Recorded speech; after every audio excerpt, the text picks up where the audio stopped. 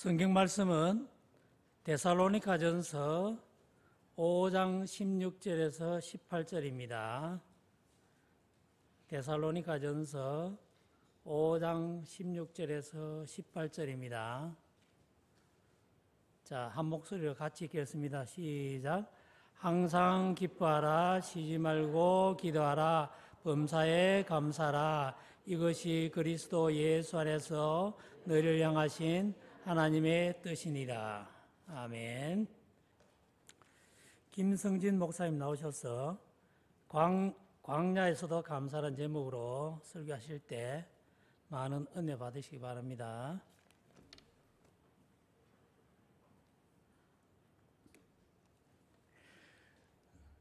사랑하는 영원한 교회 성도님들, 이제 2020년도 거의 다 지나가고 3주 뒤면 대망의 2023년을 우리는 맞이하게 됩니다. 여러분, 지난 한 해 어떠셨습니까? 감사 제목이 넘쳐나십니까? 물론 그런 성도님도 계시겠지만 우리는 또 오래된 코로나 사태와 최근의 경제 위기로 인해 목사님 솔직히 감사가 잘 안 됩니다라고 고백하실 분들이 더 많으실 것 같습니다. 아니, 감사는커녕 탄식 가운데 계신 성도님들도 계실 것 같습니다. 하나님, 너무 어렵습니다. 너무 힘듭니다. 아마도 이것이 우리의 솔직한 고백일 수 있을 것 같습니다. 한편 우리가 함께 읽었던 데살로니가전서 5장 본문은 우리에게 이렇게 권고하지요. 범사에 감사하라. 이것이 그리스도 예수 안에서 우리를 향하신 하나님의 뜻이니다 라고 말입니다. 여러분, 이 말씀은 1차적으로 고난과 박해 가운데 있었던 데살로니가 교회 성도들에게 주신 말씀입니다. 그렇게 힘든 상황이지만 그럼에도 불구하고 믿음 가운데 항상 감사라는 것입니다. 나아가 이 말씀은 또 우리에게 주시는 말씀이기도 하지요. 우리 또한 아무리 힘들어도 범사에 감사라는 것입니다. 그런데 여러분, 우리가 어떻게 범사에 감사할 수 있을까요? 힘든 상황 속에서도 변함없이 하나님께 감사할 수 있는 이유가 무엇일까요? 특히 오늘은 과거 이스라엘 백성의 광야 이야기를 우리에게 적용하며 이 광야 같은 세상을 살아가는 우리가 왜 감사해야 되는지를 함께 살피며 은혜 받고자 합니다. 구약 성경의 창세기 다음에 등장하는 출애굽기, 레위기, 민수기, 신명기가 바로 이스라엘 백성의 광야 이야기를 담고 있습니다. 특히 아담과 하와의 반역 사건으로 인류가 타락했을 때에 하나님은 아무 소망 없는 이 세상을 구하시기 위해 한 사람 아브라함을 택하시지요. 여러분, 왜 아브라함이었을까요? 결국 아브라함을 통해 하나님 나라 백성인 이스라엘을 일으키시기 위함이었습니다. 하나님은 이제 아브라함, 이삭, 야곱을 거쳐 이스라엘 백성을 탄생하게 하시는데요. 하나님 먼저 애굽에서, 그러니까 이집트에서 종살이하던 이스라엘 백성을 모세를 일으키셔서 출애굽하게 하십니다. 하나님은 애굽에 10가지 재앙을 쏟아 부으시고 이스라엘 백성이 애굽을 나와 홍해를 건너게 하시지요. 하나님은 이처럼 이들을 애굽에서부터 구원하셨습니다. 자, 이제 그들이 향할 곳은 저 약속의 땅 가나안이었습니다.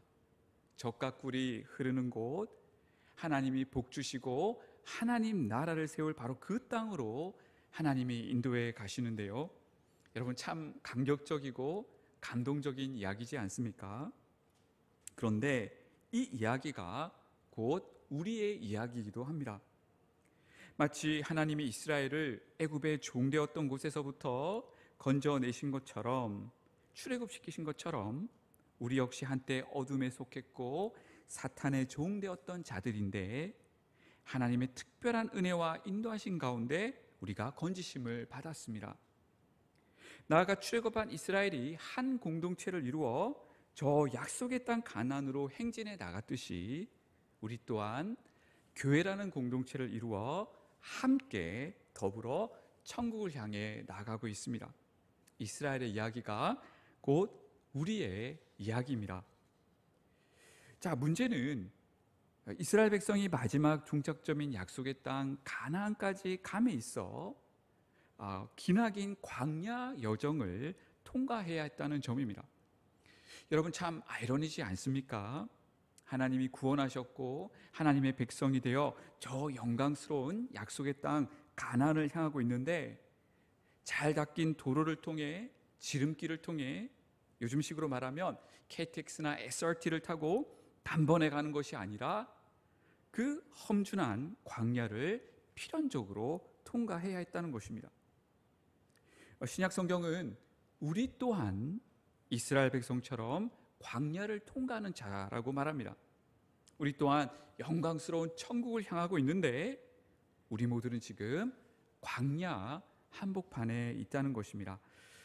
그 내용이 요한계시록 12장 6절에 나오는데요, 우리 한 목소리로 봉독하시겠습니다. 시작. 그 여자가 광야로 도망하며 거기서 1260일 동안 그를 양육하기 위하여 하나님께서 예배한 곳이 있더라. 다분히 상징적인 표현인데요, 본문은 출애굽 이미지를 그대로 가져오고 있습니다. 자, 여기서 여자는 바로 교회입니다. 바로 우리를 뜻합니다. 자, 그런데 이 여자가 지금 광야로 도망갔습니다. 자, 무슨 말이냐면 과거 이스라엘을 하나님이 광야로 이끄셨던 것처럼 우리 역시 광야로 인도받는다는 것입니다. 이제 여자는, 그러니까 교회는, 그러니까 우리는 이 광야에서 하나님의 공급과 보호와 양육을 받게 되는데, 그 기간이 1260일, 다시 말해 3년 반이다라고 묘사합니다. 자, 여기서 3년 반은 예수님 초림부터 재림 사이를 일컫는 표현입니다. 자, 그럼 무슨 말입니까? 자, 과거 이스라엘 백성처럼 교회 시대를 살고 있는 우리도 사실상 주님 재림하실 때까지 광야 한복판에 있다라는 말이 될 것 같습니다. 이스라엘 백성들이 가나안 땅에 이르기까지 필연적으로 광야를 통과해야 했던 것처럼 우리 또한 저 천국에 이르기까지 필수적으로 이 광야를 통과해야 한다는 것입니다. 그리고 우리 역시 이 광야에서 이스라엘 백성처럼 공급하심과 보호와 양육을 받는 것입니다. 여러분, 이것이 우리의 현 주소입니다. 우리 옆에 있는 분들과 말씀하실까요? 우리는 광야에 있습니다. 자, 문제는 이스라엘 백성들이 경험했던 이 광야 생활이 결코 호락호락하지 않았다는 점입니다. 여러분, 광야는 메마르고 척박한 곳이지요. 먹을 것도 마실 물도 없습니다. 그 흔한 CU 편의점 하나, GS25시 하나 없습니다. 하루 만에 배송해주는 쿠팡도 없었고요, 당장 배달해주는 배민도 없습니다.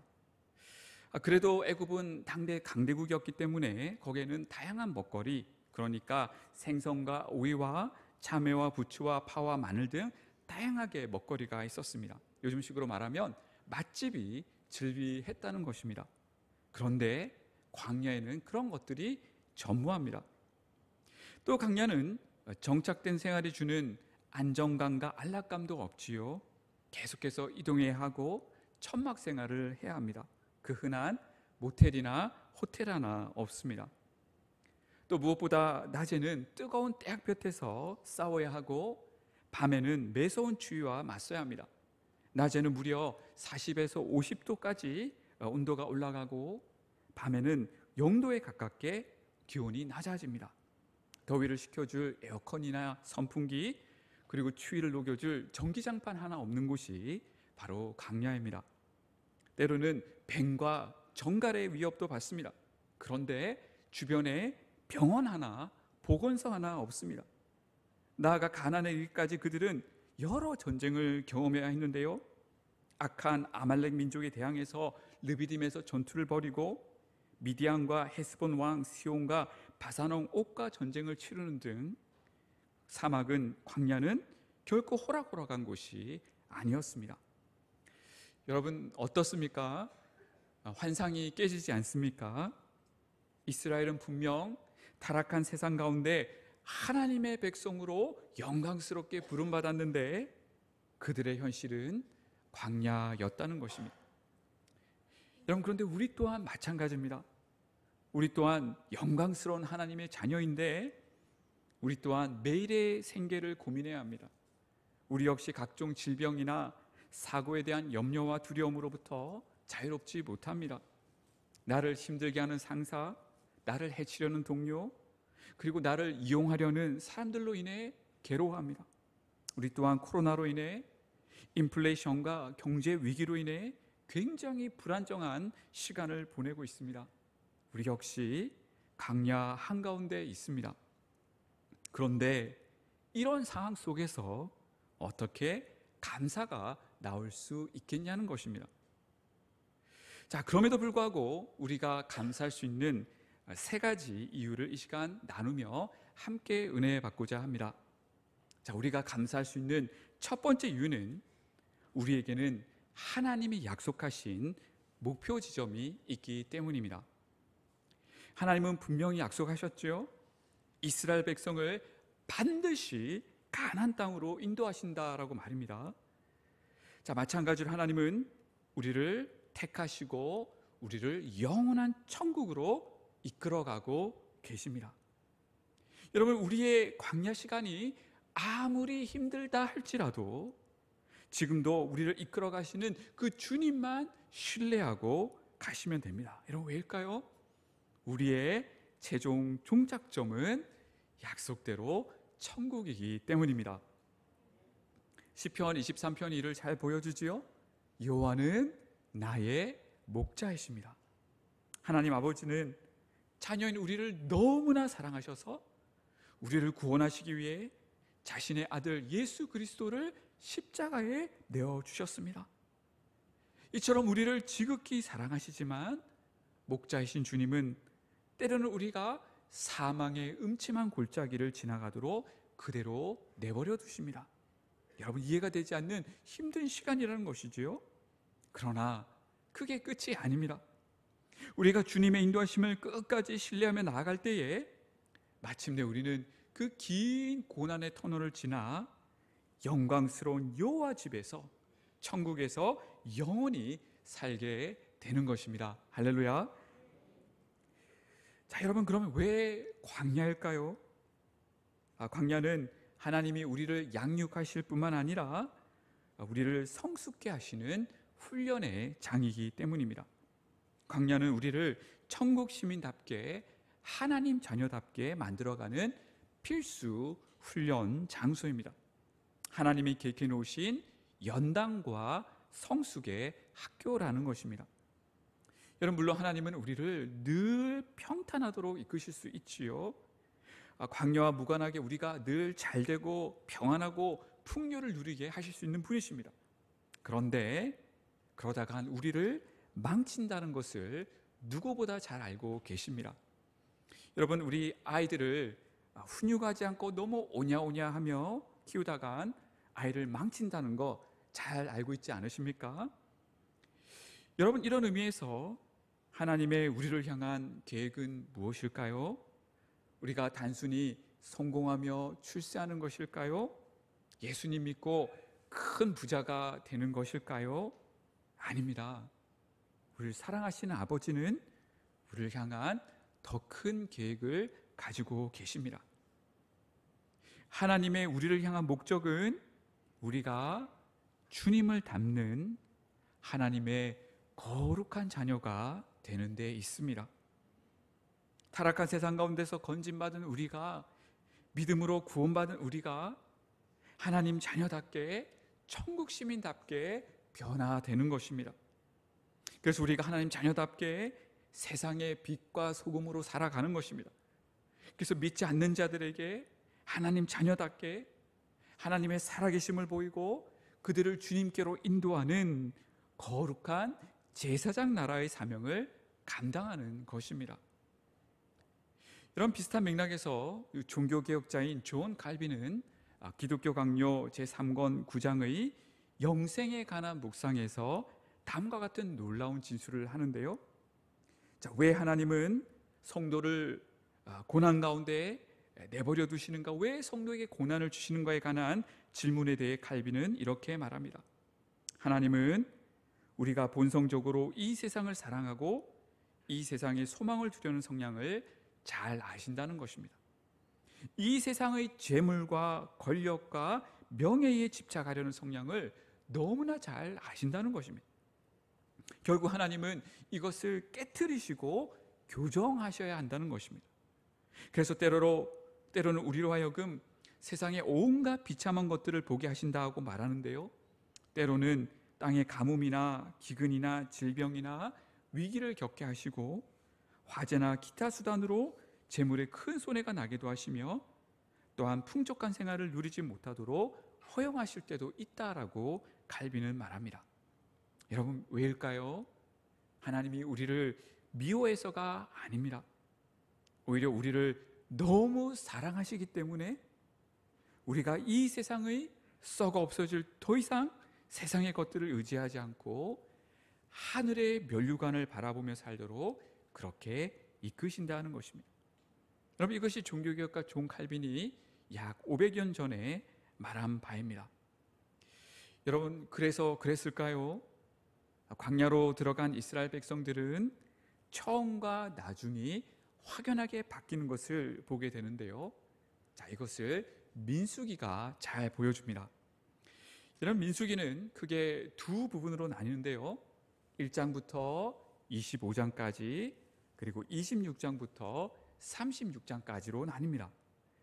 자, 먼저 1장부터 25장까지는 출애굽 1세대, 그러니까 부모 세대에 관한 이야기를 담고 있습니다.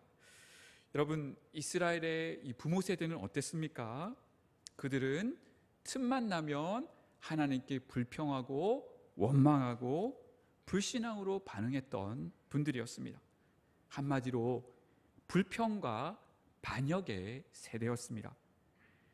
자, 그런데 그들이 이 40년의 광야의 연단을 받고 난 뒤에는 확연히 바뀌게 되는 것을 보게 되는데요, 자, 그 내용이 바로 이스라엘의 제2세대 자녀 세대에 대한 이야기를 담고 있는 민수기 26장부터 36장에서 발견됩니다.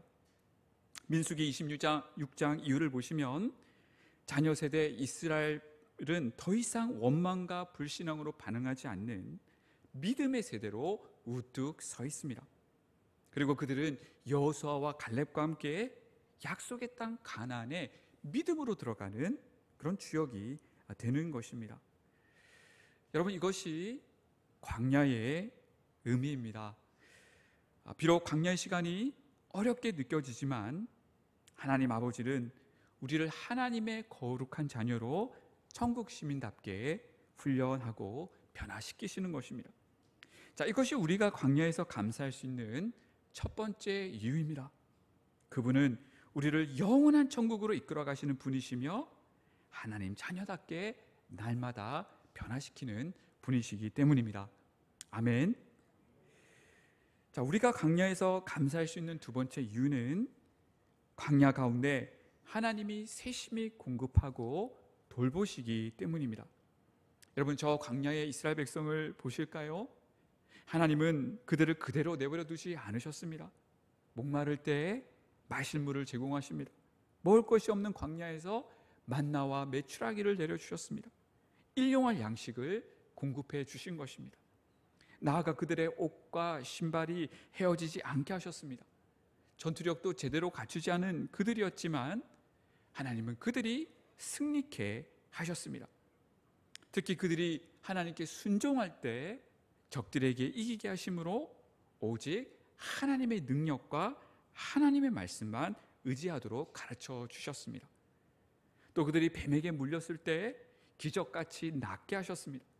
무엇보다 40년 광야 기간 동안 불기둥과 구름기둥으로 인도하심으로 그들을 광야에 매서운 추위와 더위로부터 안전하게 보호하셨습니다. 여러분, 한편 우리는 어떻습니까? 사실 우리는 몇 년 전부터 시작된 코로나 사태와 전쟁 여파로 또 엎친 데 덮친 격으로 경제 위기 상황 가운데 아주 힘든 시간을 보내고 있지요. 또 개인적으로 어려운 상황 가운데 계신 성도님들이 계실 줄 압니다. 하나님의 크신 위로가 있기를 소망합니다. 여러분, 이런 맥락에서 지금 우리는 동일하게 광야 같은 시간을 보내고 있는데요. 하지만 우리가 또 다른 각도에서 생각해 보면 하나님은 우리를 고아처럼 내버려 두지 않으셨음을 보게 됩니다. 광야 같은 세상 가운데 하나님은 우리에게 일용할 양식을, 필요한 것들을 날마다 공급하지 않으셨습니까? 그래도 우리는 굶지 않고 두 발 뻗고 편히 잘 수 있도록 하나님이 알게 모르게 채워주시는 은혜를 날마다 경험하고 있습니다. 사실 지금 길이 잘 안 보이지만 하나님은 우리 모두에게 이 시간을 헤쳐나갈 굳센 믿음을 부여하셨습니다. 그 때문에 우리의 신앙도 부쩍 성장했습니다. 힘든 시간 가운데 하나님을 더 간절히 찾게 되고 기도하게 되었고, 이 세상에 소망을 두는 것이 아닌 더욱 하늘 소망, 새하늘과 새 땅에 대한 소망을 품고 우리는 살아가게 됐습니다. 여러분, 이것이 광야의 은혜입니다. 이와 연관해서 제 부친 간증을 잠시 하겠습니다. 부친은 고신의 은퇴 목사님으로 지금도 생전에 계시는데 80대 후반으로 곧 90대가 되십니다. 부친은 1960년대에 김해에 있는 우계교회에 전도사로 첫 부임을 하시는데요, 성도가 약 5명인 작은 교회였습니다. 그 당시는 지금처럼 교회가 많지도 않았고 한국 경제도 매우 어려웠기 때문에 교육자 사례비는 거의 기대할 수가 없었습니다. 부친의 한 달 사례비는 쌀 한 대나 두 대가 전부였는데요, 그것으로 한 달을 버티셔야 했습니다. 여러분, 쌀 한두 대로 한 달 생존 비법을 알려드리겠습니다. 부친의 말씀에 따르면 생식을 해야 합니다. 새끼손가락에 반만큼 되는 쌀을 물에 불려서 그것을 입에서 물이 될 때까지 꼭꼭 씹어 그것으로 한 끼를 해결해야 했습니다. 그래야 쌀 한두 대로 한 달을 생존할 수 있습니다. 그런데 허기가 채워지지 않기 때문에 동시에 솔잎을 따 먹었다고 합니다. 솔잎은 꼭꼭 씹어 수액만 빨아먹고 나머지는 뱉었다고 합니다. 여러분, 참고하시기 바랍니다. 매번을 이렇게 살다 보니 부친에게 극심한 영양실조가 찾아왔습니다. 뼈만 앙상하게 남았습니다. 단백질 보충이 시급했는데 하루는 꿩이 눈에 보였다고 합니다. 그리고 하나님이 공급하실 거라는 기대가 들었다고 합니다. 부친은 꿩을 보고 다가가 쉬 했는데 아니야 다를까 그 꿩이 날아가더니 전신대에 부딪히고 땅에 떨어집니다. 부친은 그 꿩으로 요리를 해서 그날 저녁 영양 보충을 하게 됩니다. 자, 이런 일이 한 번만 있었다면 우연의 상황이라고 할 수 있겠지요. 그런데 하나님은 무려 3번이나 이런 식으로 꿩을 통해 부친에게 단백질 공급을 해 주십니다. 자, 한 번은 편지를 보내야 하는데 우표 살 돈이 없었습니다. 마침 또 까마귀가 마당 나뭇가지 위에 앉은 것을 보고는 구약의 엘리야 선지자 이야기가 떠올랐다고 합니다.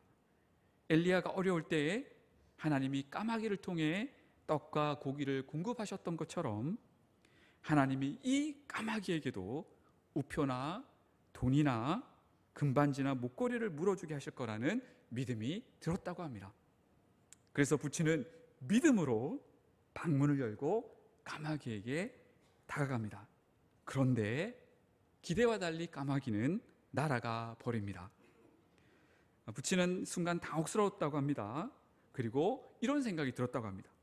이 괘씸한 까마귀가 하나님 말씀을 거역했구나. 그런데 얼마 지나지 않자 편지요라는 우편 배달부의 소리가 들려옵니다. 편지를 받아 열어보니 생전 알지 못하는 분으로부터 요즘 돈으로 약 20만 원의 가량의 돈이 붙여왔다고 합니다. 여러분, 놀랍지 않습니까? 하나님께서 또 광야에서 도우셨습니다.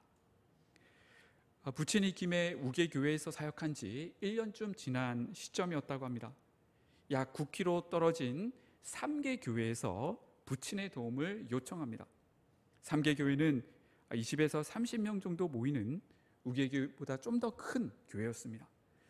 1960년대는 또 70년대는 사역자가 거의 없었기 때문에 부친은 전도사였지만 이처럼 두 교회를 맡아 섬기기로 했습니다.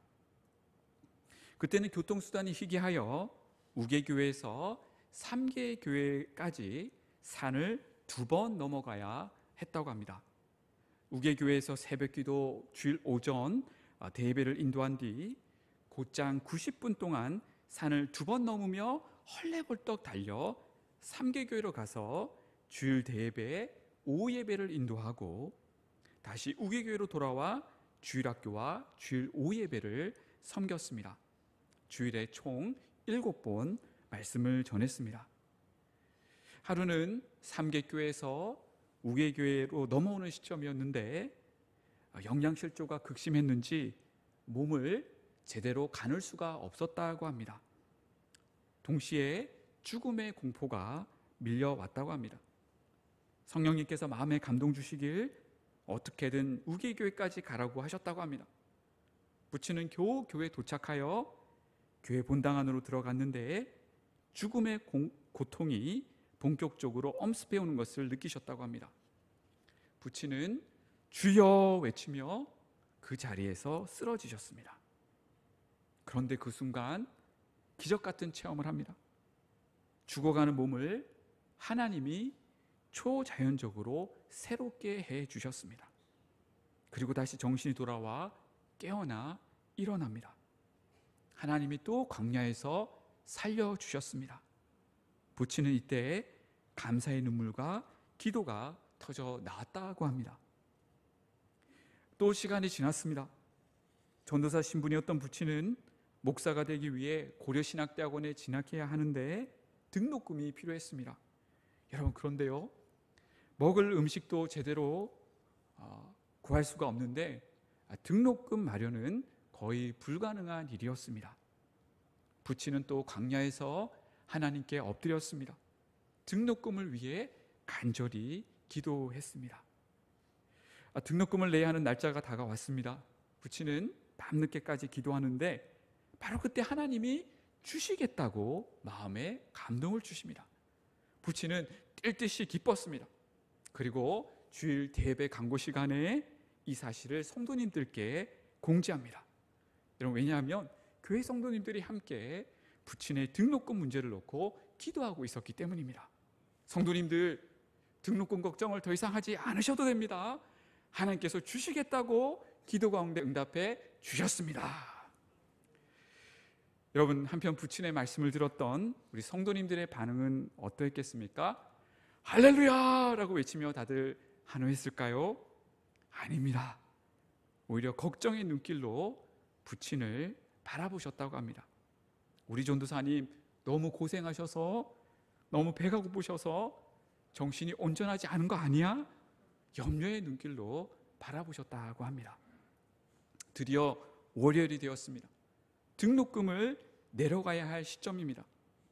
부친은 하나님의 응답을 믿고 버스 정류장으로 걸어갑니다.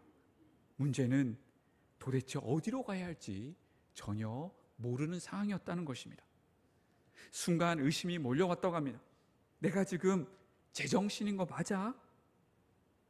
버스를 탔습니다. 바로 그때 성령님께서 마음에 감동을 주십니다. 김해 어디로 가라? 부친은 그 인도하심을 따라 모 성도님 댁에 방문했는데 그분이 부친께 이렇게 질문했다고 합니다. 전도사님, 등록금은 내셨습니까? 부친은 아니요 라고 응답했습니다. 그 성도님은 방 안으로 들어가더니 돈뭉치를 꺼내고 나오셨다고 합니다. 그리고 등록금의 반을 건네주었다고 합니다. 광야에서 또 다른 하나님의 은혜를 경험한 부친의 두 눈에는 눈물이 흘러타 내렸다고 합니다. 집을 나왔는데 성령님이 두 번째 감동을 주십니다. 부산 어디로 가라. 다음 집에 방문했더니 모 성도님이 이렇게 부친께 물으셨다고 합니다. 전도사님, 등록금이 얼마 부족하십니까? 그리고는 등록금의 나머지뿐만 아니라 학용품 살 비용까지 손에 넉넉히 쥐어주셨다고 합니다. 시간계상 다 말할 수는 없지만 부친은 계속되는 하나님의 공급하심을 경험합니다. 한 번은 과거 본 교회를 섬기셨던 고 전은상 목사님이 부친의 교회를 방문합니다. 그리고 부친이 배고픈 가운데 힘들게 사역하는 모습을 보시고서는 눈물을 금치 못하셨다고 합니다. 그리고 돌아가셔서는 농촌교회에 돼지 사주기 운동을 그때부터 벌이셨다고 합니다. 돼지가 새끼를 낳아 번성하여 경제적으로 어려운 농촌교회에 조금이라도 보탬이 되기를 원하시는 그 바람에서 말입니다. 이처럼 하나님의 도우심 속에서 부친은 고려신학대학원 3년 과정을 무사히 마치셨을 뿐만 아니라 45년간의 농촌교회 목회도 하나님의 은혜 가운데 잘 마칠 수가 있었습니다. 할렐루야. 사랑하는 여러분, 이것이 광야의 은혜입니다. 광야에서 돌보시고 공급하시는 은혜입니다. 여러분, 이것이 우리가 광야에서 하나님께 감사해야 할 이유입니다. 하나님은 과거 이스라엘의 하나님이실 뿐만 아니라 우리의 하나님이십니다. 우리가 광야 같은 이 세상에서 그분을 신뢰하고 의지하며 나갈 때 하나님은 우리의 필요를 채우시고 공급하실 것입니다. 마지막으로 우리가 감사할 수 있는 세 번째 이유는 하나님이 광야 가운데 있는 우리와 늘 함께 하시고 동행하시기 때문입니다. 여러분, 하나님이 이스라엘 백성을 광야에서 이끌어 가실 때 그들 정중앙에 있는 성막 가운데 임재해 계셨습니다. 그리고 불기둥과 구름기둥으로 친히 그들을 인도하셨습니다. 하나님은 이스라엘 백성과 광야에서 늘 함께 계셨습니다. 나아가 성막 가운데 이스라엘의 예배를 받으시고 말씀하시고 그들의 기도에 귀 기울이시고 응답하여 주셨습니다. 여러분, 우리 또한 마찬가지입니다. 광야 같은 시간 가운데 우리가 어떻게 하루를 버텨낼 수 있습니까? 우선 하나님은 성령으로 우리와 함께 하십니다. 날마다 우리와 동행하십니다. 나아가 하나님은 영원한 교회를 세우셨습니다. 이 교회를 통해 말씀하시고 인도하시고 위로하십니다. 우리의 기도를 들으시고 응답하십니다. 아멘. 특히 이 말씀과 기도는 우리가 광야의 어려운 시간을 이겨낼 수 있는 유일한 길이요, 유일한 방편입니다. 우리는 말씀을 통해 하나님의 이끄심과 위로를 경험합니다. 하나님의 음성을 듣습니다.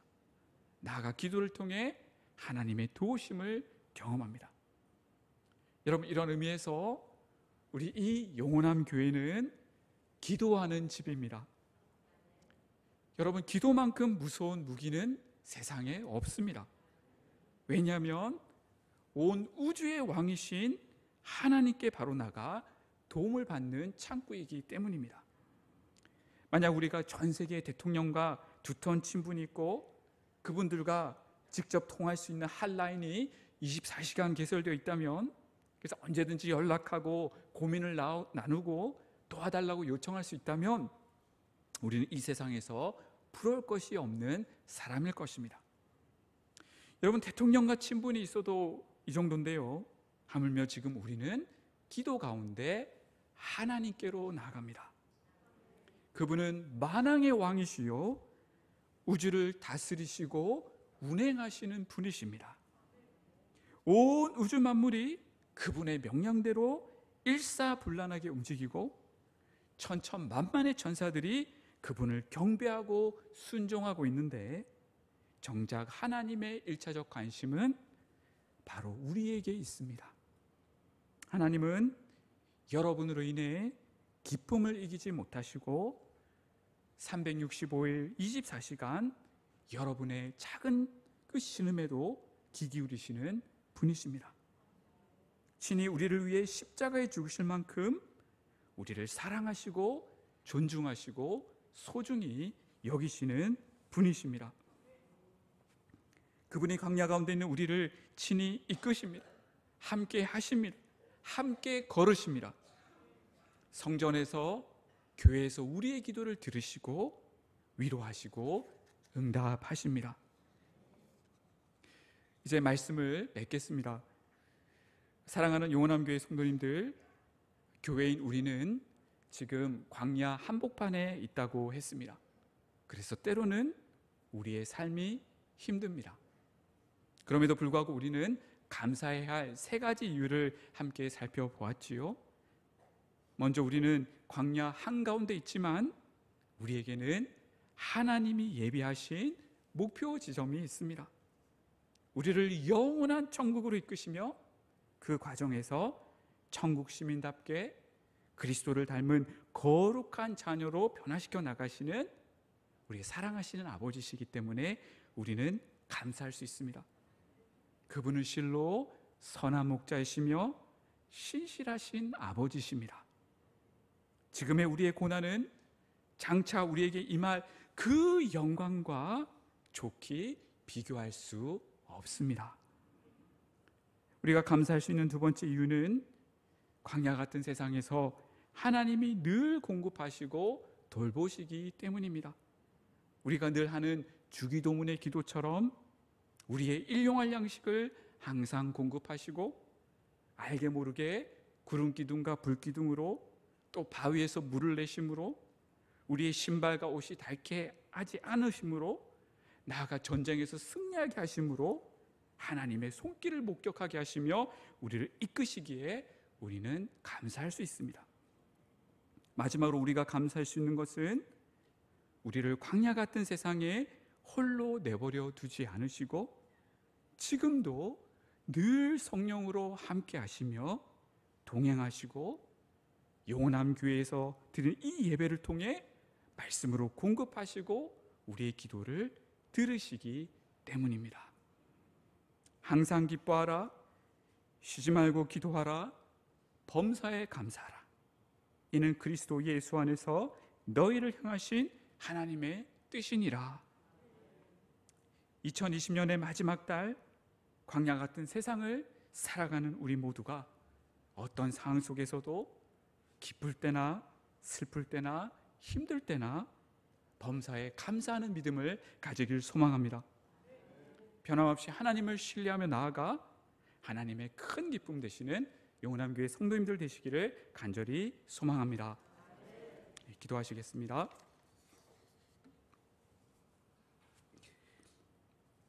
고마우신 하나님 아버지, 광야 같은 이 세상을 살아가는 우리의 선한 목자가 되시어 날마다 이끄시고 함께 하시며 공급하시고 성장케 하여 주시는 은혜에 감사드립니다.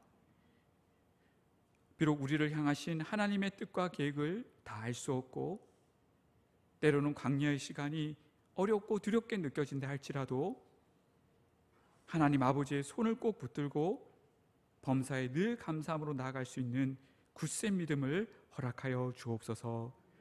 감사드리며 예수님 이름으로 기도합니다.